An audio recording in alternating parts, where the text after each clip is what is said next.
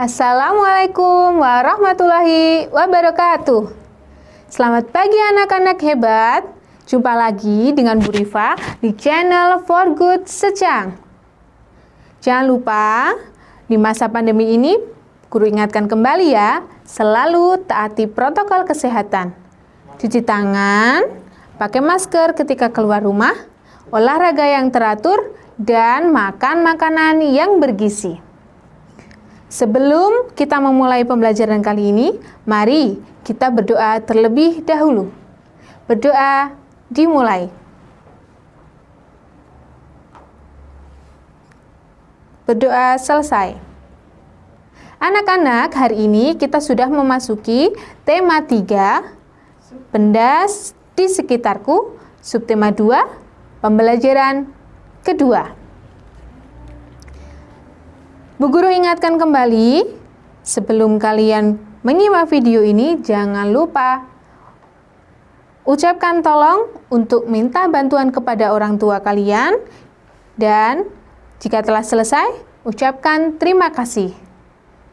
Simak video berikut ini sampai selesai ya, karena nanti di akhir pembelajaran ada tugas untuk kalian. Tujuan pembelajaran kali ini ada 7. Yang pertama, dengan membaca wacana percakapan, siswa dapat mengidentifikasi informasi tentang sifat wujud benda dengan benar. Yang kedua, dengan melakukan percobaan, siswa dapat membuktikan sifat benda dengan tepat.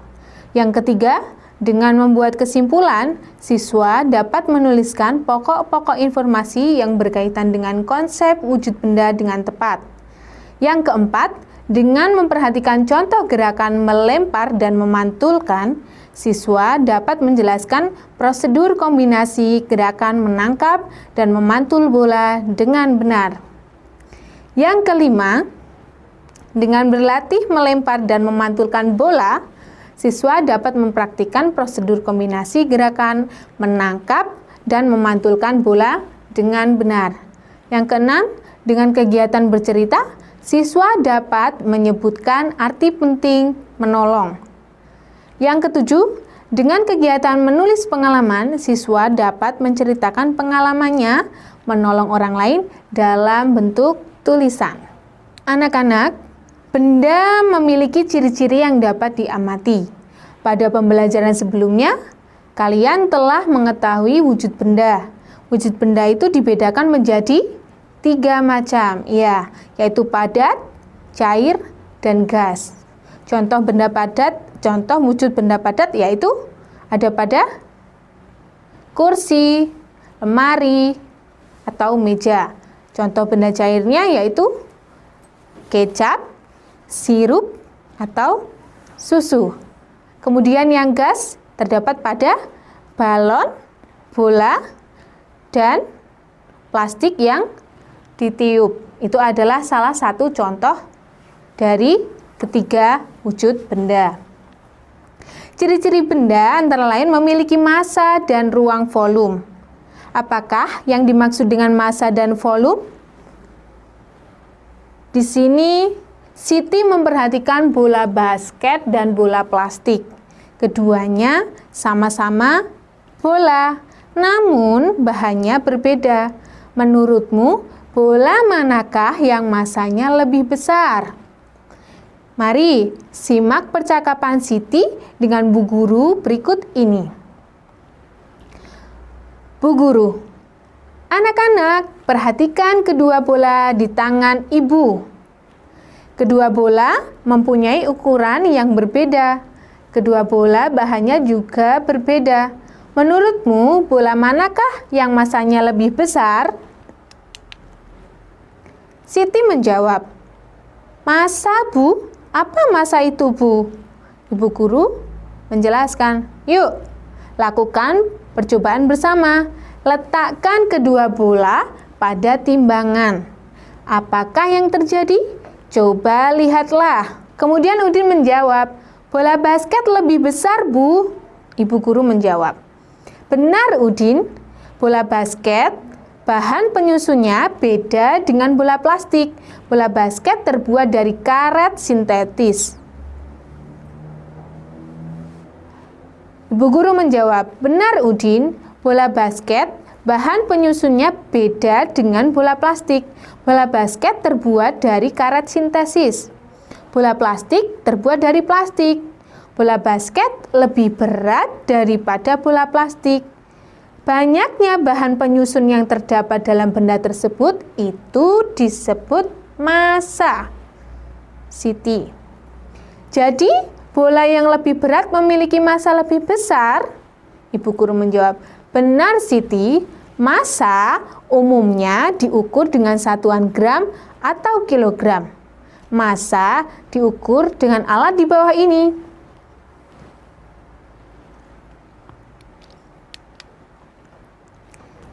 Perhatikan pengukuran massa benda berikut ini. Lingkari pernyataan yang benar. A. Balok Y mempunyai massa yang titik-titik dari balok H. Apa anak-anak kira-kira jawabannya? Ya, balok Y mempunyai massa yang lebih besar karena balok Y berada di bawah. Atau balok Y lebih berat daripada balok H. Jadi, balok Y mempunyai massa yang lebih besar daripada balok H. Pernyataan yang B, gelas ukur berisi air mempunyai massa yang lebih titik-titik dari gelas ukur yang kosong. Kira-kira kalau gelas yang berisi air dengan gelas yang kosong, massanya lebih berat yang mana? Tentu saja gelas yang terisi air. Jadi, kesimpulannya, gelas ukur yang berisi air mempunyai massa lebih besar dari gelas ukur yang kosong. Yang C, botol B mempunyai massa yang lebih titik-titik dari botol A. Perhatikan gambar berikut. Botol B mempunyai berat yang lebih titik-titik dari botol A. Kalian bisa menjawabnya kan? Ya, benar sekali. Botol B mempunyai massa yang lebih besar dari botol A. Botol B mempunyai berat yang lebih besar dari botol A. Jadi jika massanya itu lebih besar, otomatis benda tersebut mempunyai berat yang lebih besar. Massa itu sama dengan berat.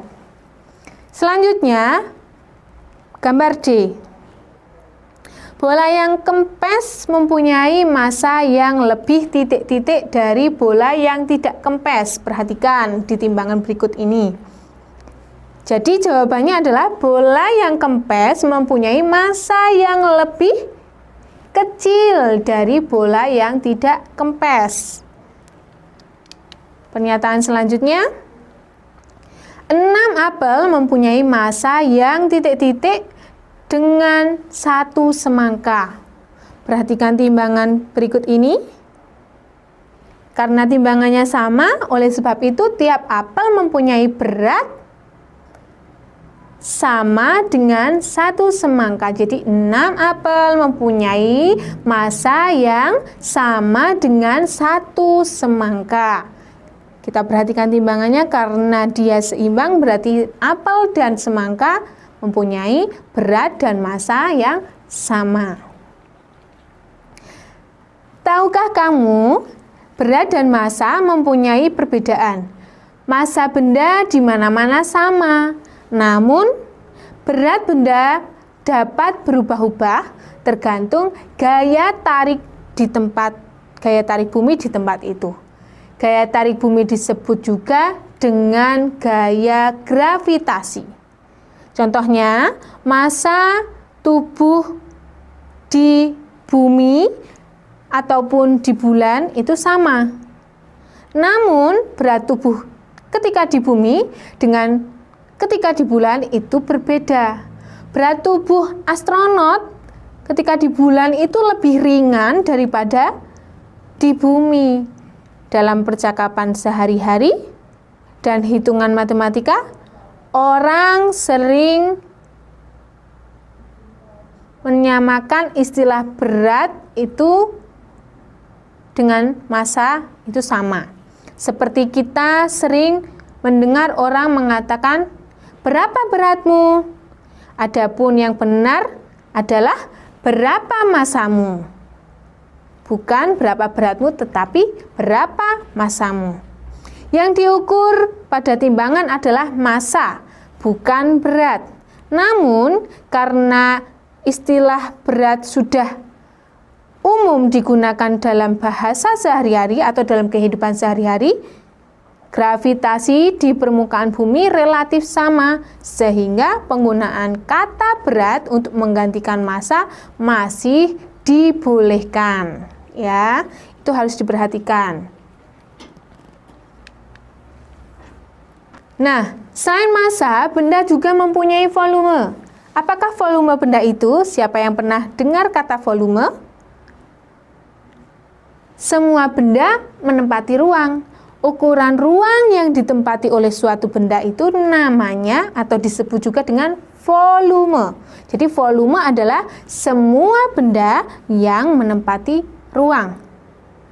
Ukuran ruang yang ditempati oleh suatu benda disebut dengan volume. Benda yang kecil menempati ruang yang lebih kecil dibandingkan benda yang besar. Hal ini berarti benda yang kecil memiliki apa? Iya, volume yang kecil. Sedangkan benda yang besar pasti memiliki volume yang besar. Perhatikan gambar akuarium berikut ini. Ada gambar akuarium A dan B. Volume akuarium A lebih besar daripada volume akuarium B. Jadi, di sini kita bisa melihat dengan jelas bahwa volumenya lebih besar akuarium A. Anak-anak, pelajarilah tentang volume benda. Sekarang, kalian lakukan percobaan berikut bersama teman-teman, bisa di rumah atau di lingkungan sekitar rumahmu. Alat dan bahan yang perlu kalian sediakan antara lain 1. Gelas ukur. 2. Benda padat yang dapat dimasukkan ke dalam gelas ukur. Ketiga, air. Yang keempat, balon. 2 buah saja. Kemudian langkah-langkahnya seperti ini. Perhatikan langkah-langkahnya. Yang pertama, isilah gelas ukur dengan air. Masukkan benda padat ke dalamnya.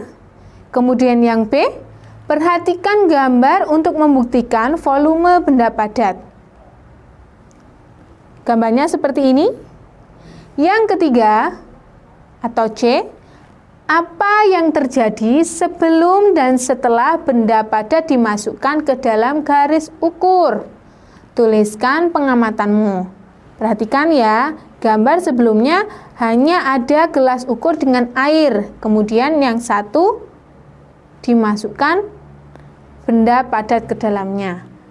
Apa yang terjadi sebelum dan setelah benda dimasukkan ke dalam gelas ukur? Kalian nanti bisa menjawab pada lembar yang tersedia. Kemudian yang D, isilah gelas ukur dengan air sebanyak 300 ml.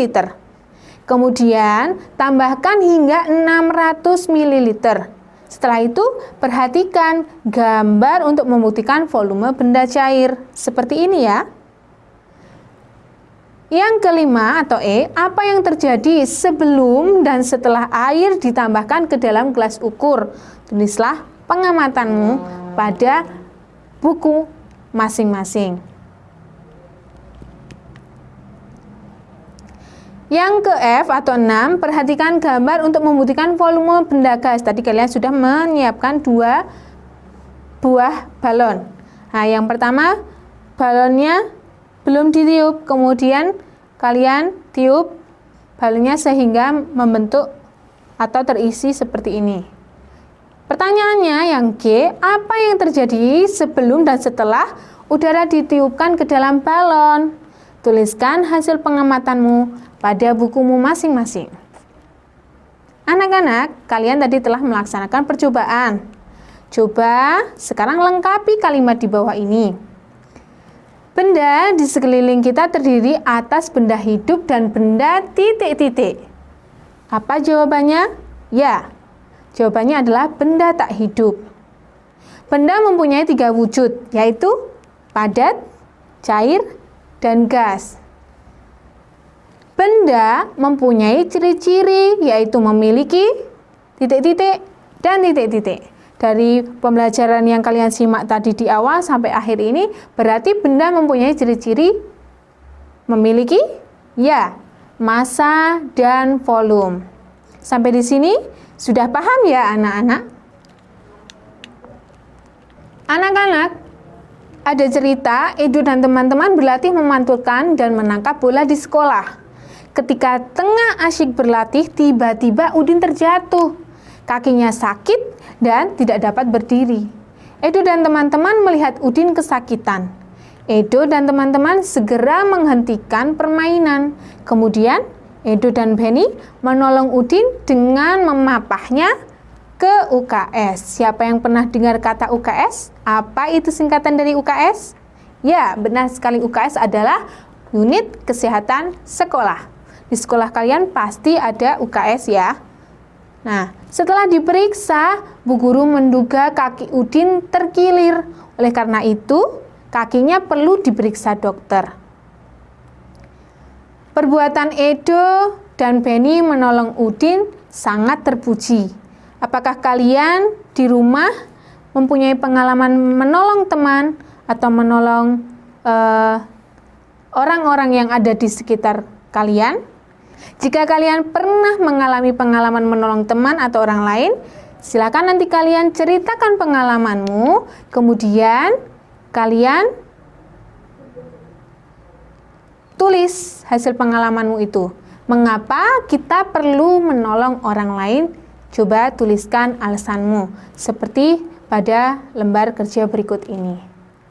Dari pembelajaran hari ini, kesimpulannya adalah kita sudah mengenal wujud benda yang terbagi menjadi 3, yaitu padat, cair, dan gas. Kemudian ditambah lagi mengenal massa dan volume.